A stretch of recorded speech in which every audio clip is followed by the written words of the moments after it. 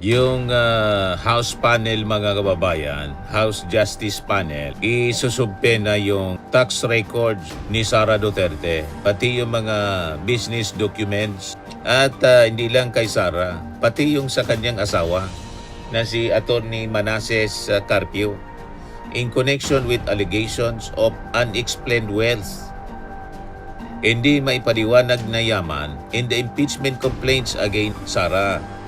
Ito yung sabi ngayon mga kababayan ni Bicol Saro. Why did NBI Director Matibag allow himself to be bullied by Attorney Ferdinand Topacio at the investigation na niya? At the investigation the other day where all 18 ex-Marines were subpoenaed to appear. The NBI Director wanted to examine the ex-Marines one by one without the presence of the others. Topacio nagbabagang mga balita at pagtalakay sa mga isyu ng lipunan. Bulsa! Opinyon, banat at paglalantad sa katotohanan. Bulsa! What you see is what you get. You decide. Ito mga kababayan, ito yung latest na balita ngayon. Yung House panel mga kababayan, House Justice Panel, isususpenda yung tax records ni Sara Duterte, pati yung mga business documents. Malamang bukas may panibagong press statement na naman or magpa-press ko na naman si Sara Duterte. Magpa-interview na naman po sa SMNI mga kababayan para banatan yung Congress at sasabing fishing expedition na niya yung ginagawa ninyo. Parte po siya mga kababayan ng proseso. Kasi kailangan ma-compare yung kanyang salin kung tumutugma mga kababayan base doon sa mga sources niya ng income. Kaya kailangan makita, masuri yung mga tax records at business documents mga kababayan ni Sara Duterte. Kasi po, kaduda-duda talaga po ang daloy na pera sa kamay po ni Sara Duterte. Paano niya yan kinakaya? Yung gastos mga kababayan sa kanyang mga paglalakwat, saan sabi hindi man charge sa gobyerno? Di ba yung mga paglalabas-labas niya sa ibang bansa? Pinagmamalaki niya na nikosingan niya, walang charge to the coffers of the government. O ngayon, paano niya kinakaya yun? Ang kanyang lifestyle mga kababayan na napakataas. Saka yung gastos sa kanyang abogado, the battery of lawyers mga kababayan na nagtatanggol sa kanya, pati yung sa kanyang tatay. At hindi lang kay Sara, pati yung sa kanyang asawa na si Attorney Manases Carpio in connection with allegations of unexplained wealth, hindi maipaliwanag na yaman in the impeachment complaints against Sara. Ito yung sabi ngayon mga kababayan ni Bicol Saro Party List Representative Terry Ridon. So sabi po ni Ridon, the panel anya would issue subpoenas for the income tax returns, value-added tax returns, and Securities in Exchange Commission documents of the businesses listed in Duterte's statement of assets, liabilities, and net worth or SALN for 2023 and 2024. Primate, malamang magwala na naman po si Sara. Pero yun niya, Mr. Maravillas, parang medyo pangiti-ngiti si Sara Duterte. Pang-cover man lang po yun. Para hindi isipin ng mga mamamayang Pilipino na nagpapanik siya. Diba? Pang-cover. Pero deep inside talagang matindi na yung pagkataranta. Lalo yung affidavit po ni Madriaga. Matindi yun mga kababayan. Nag-react nga agad si Sara mga kababayan nang i-request ni Chil Jokno na si Madriaga i-custody ng Kongreso. So sabi ni Ridon sa kanyang paliwanag, Sara should explain the gap between Duterte's net worth of 7 million in 2007, 18 million in 2008, and 88 million in 2024. Matindi yung pagtalon ng kayamanan, mga kababayan. Saan galing? Imagine, from 18 million, naging 88 million. Wala ba siyang ginagastusan? Di ba? Anong mga negosyo ang pinasok niya? Bakit ganon kabilis, mga kababayan, ang pagdami ng kanyang kayamanan? This could be explained, Anya, by other lawful income from law practice and business interest listed in the SALN. Paliwanag mga kababayan ni Ridon. Ibig sabihin, yung 50 million po should be produced by this business interest, by this professional interest. If the gap is not explained, there is a prima facie showing of unexplained wealth. Kung hindi may paliwanag, unexplained talaga po. At malamang tama yung duda ni Trillanes kung saan galing. Di ba? The proceedings in the impeachment will in fact provide the opportunity to the Vice President to actually explain that particular 50 million pesos, sabi ni Ridon. Earlier, Akbayan Representative Chel Jokno asked the panel to subpoena Duterte SALNs from 2007 to 2013 and from 2016 to 2022.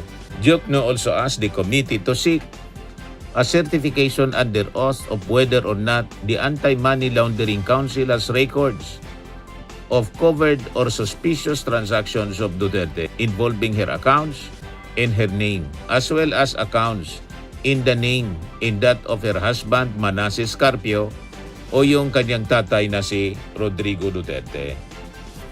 Duterte had criticized the move, saying this amounted to a fishing expedition and showed that there was no evidence to support the complaints against her. But Ridon countered this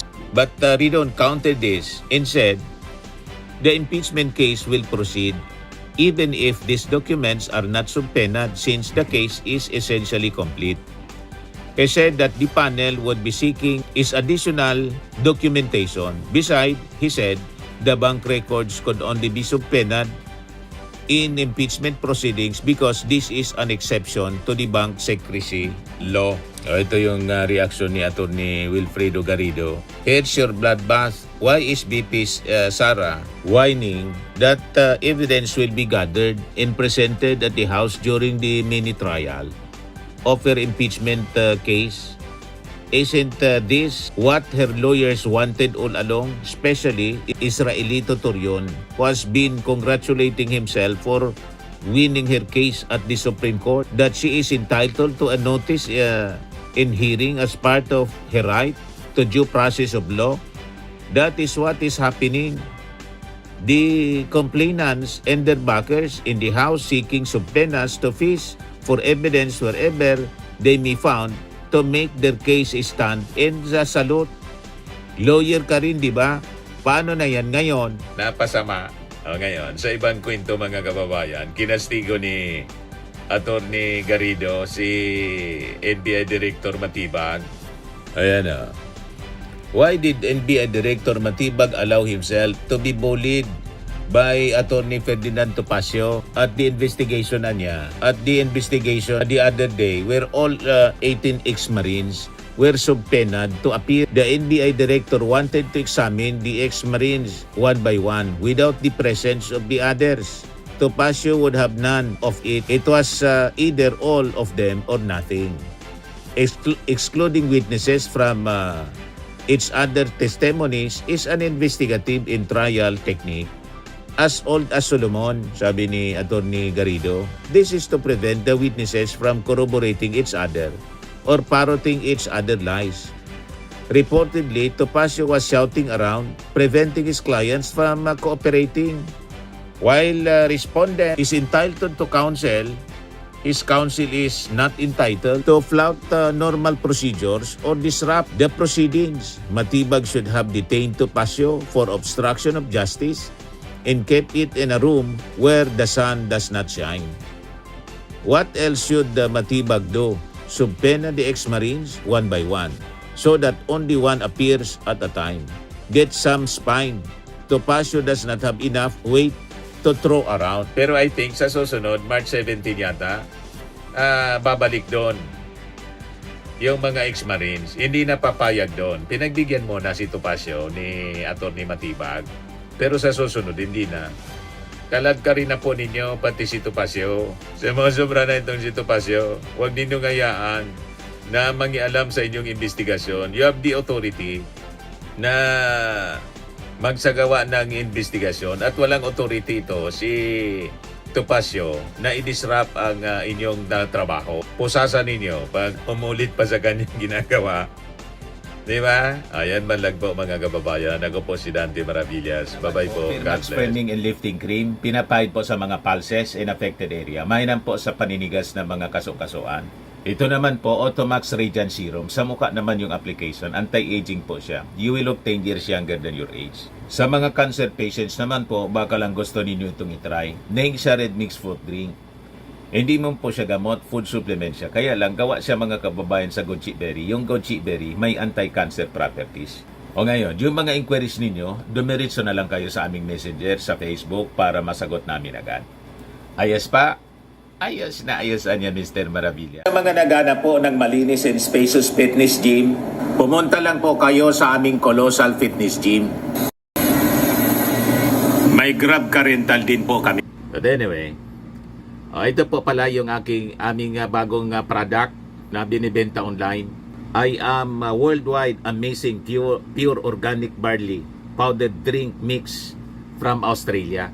Negosyo to ng aking anak na architect entrepreneur Riz Maravillas. Ayan po. Kontakin na lang po ninyo siya, Riz Maravillas on Facebook. Ang mga health benefits niya, boost immunity, improves digestion, enhance energy levels, packed with antioxidants, prevent cancer. Ito naman po yung bago naming product na binibenta online.